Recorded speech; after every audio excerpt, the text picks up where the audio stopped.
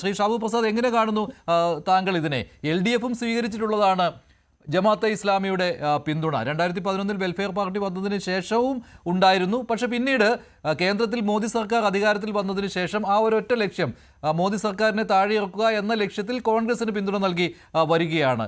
India സഖ്യത്തിൻ്റെ ഭാഗമായിട്ട് ഉള്ള ഒരു പാർട്ടി കൂടിയാണ് വെൽഫെയർ പാർട്ടി. അതുമാത്രമല്ല, അവിടെ CPMനും പറയാൻ അവകാശമില്ല. കാരണം സിക്കാർ മണ്ഡലത്തിൽ CPM ജയിച്ചപ്പോൾ രാജസ്ഥാനിൽ അവിടെ വെൽഫെയർ പാർട്ടിയുടെ ജമാഅത്തെ ഇസ്ലാമിയുടെ പിന്തുണയും ഉണ്ടായിരുന്നു.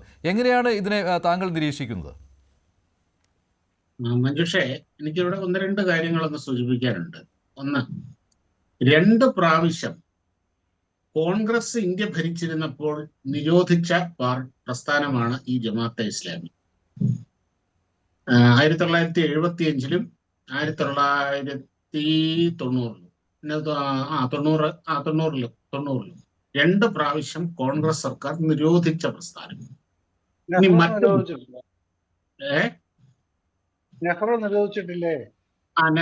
ഉണ്ടാവും. അതിന് മുമ്പത്തെ കാര്യം എനിക്കറിയില്ല, എനിക്ക് അത്ര ഇല്ല. എന്റെ ഓർമ്മയിലുള്ള ഞാൻ വായിച്ചറിഞ്ഞ കാര്യമാണ് ഇനി പറഞ്ഞത്.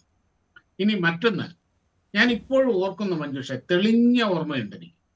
1996-ലെ അസംബ്ലി തെരഞ്ഞെടുപ്പ്, അതിന്റെ ആ പ്രചരണം അതിന്റെ പീക്കിലെത്തിയ സമയത്ത് എനിക്ക് ജമാഅത്തെ ഇസ്ലാമിയുടെ വോട്ട് നേടി ജയിക്കണ്ട, നീ ഒന്നും എനിക്ക് വോട്ട് ചെയ്യണ്ട എന്ന് ആർജവത്തോടെ പറഞ്ഞ ഒരു നേതാവ് UDF-ലെ കോൺഗ്രസിലുണ്ട്, ആര്യാടൻ മുഹമ്മദ്. അദ്ദേഹം പറഞ്ഞതാണത്. ഞാൻ അതിൻ്റെ അകത്ത് ഏറ്റവും അധികം ബഹുമാനിക്കുന്ന ഒരു നേതാവാണ് ശ്രീ ആര്യാടൻ മുഹമ്മദ്. നിലമ്പൂര് മത്സരിച്ചപ്പോൾ ഇലക്ഷന് മുമ്പ് ഇലക്ഷൻ പ്രചരണം നടക്കുന്ന സമയത്ത് ചില്ലറ ധൈര്യമൊന്നും പോരാ അത് പറയാൻ. എനിക്ക് വേണ്ട ജമാഅത്തെ ഇസ്ലാമിയുടെ വോട്ട്, അങ്ങനെ എനിക്ക് ജയിക്കണ്ട എന്ന് പറഞ്ഞ ഒരു നേതാവായിരുന്നു അദ്ദേഹം. അദ്ദേഹത്തിന്റെ മകൻ ആര്യാടൻ ഷൗക്കത്ത് ഇപ്പോൾ അവിടുത്തെ MLA ആണ്. ആ മകന് തന്റെ പിതാവിന്റെ ആർജവവും ധൈര്യവും ഉണ്ടാകുമോ എന്നുള്ളത് കാലം മറുപടി പറയട്ടെ. ഇല്ല എന്നുള്ളത് ഉറപ്പാണ്.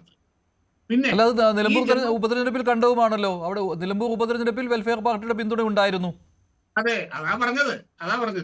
വെൽഫെയർ, ഈ ജമാഅത്തെ ഇസ്ലാമി എപ്പോഴെങ്കിലും അവരുടെ അടിസ്ഥാന നയങ്ങളിൽ നിന്നും മാറിയിട്ടുണ്ടോ?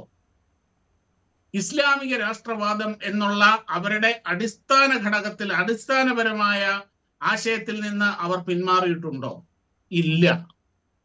പക്ഷേ 2 പ്രാവശ്യം കോൺഗ്രസ് പാർട്ടി കോൺഗ്രസ് സർക്കാർ നിരോധിച്ച, ഞങ്ങൾക്ക് ജമാഅത്തെ ഇസ്ലാമിയുടെ പിന്തുണ ആവശ്യമില്ല എന്ന് ധൈര്യമായിട്ട് പറഞ്ഞ ആര്യാടൻ മുഹമ്മദിന്റെ ആ പാർട്ടിയാണ് ഇന്ന് അവരുടെ പിന്നാലെ ഇങ്ങനെ വാലുമാട്ടി നടക്കുന്നത്. പിന്തുണയ്ക്കൂ എന്ന് പറഞ്ഞു. നിങ്ങൾ ഇത് സെൽഫ് എക്സ്പ്ലനേറ്ററി അല്ലേ മഞ്ജുഷേ? Self explanatory. അതുപോലെ ഇപ്പം ഞാൻ പറഞ്ഞില്ലേ, എനിക്ക് VD സതീശനോട് പല കാര്യങ്ങളിലും എതിർപ്പുണ്ടായിരുന്നു. പക്ഷെ ഒരു കാര്യത്തിൽ എനിക്ക് അദ്ദേഹത്തിനോട് അടുത്ത കാലം വരെ ഒരു ആദരവുണ്ടായി. അദ്ദേഹം ഈ ജാതി സംഘടനകളുടെ പിന്നാലെ പോയിട്ടില്ല. അത് ഞാൻ അദ്ദേഹത്തിൽ കണ്ട ഒരു ഗുണമായിരുന്നു.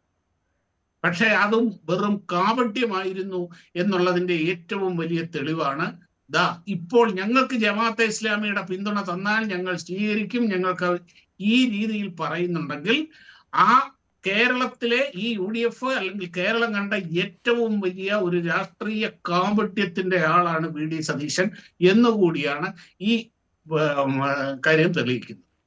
പിന്നെ കമ്മ്യൂണിസ്റ്റുകാരുടെ കാര്യം, അവരുടെ കാര്യം എന്ന് പറഞ്ഞു കഴിഞ്ഞാൽ ഇപ്പൊ എന്താണ്, ഇപ്പം അവരുടെ വോട്ട് കിട്ടില്ല എന്ന് ഉറപ്പായപ്പോൾ ഞങ്ങൾക്ക് വേണ്ട കള്ളന്മാര് കൊള്ളക്കാര് ഇതാണ്. INL അവരുടെ കൂടെയാണ് നിൽക്കുന്നത് കേട്ടോ.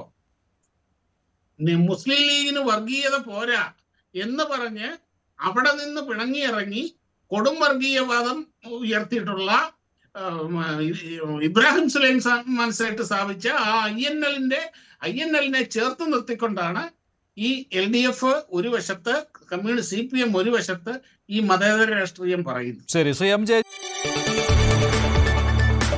കൂടുതൽ വാർത്തകൾക്ക് News 18 Keralam YouTube channel subscribe ചെയ്യുക.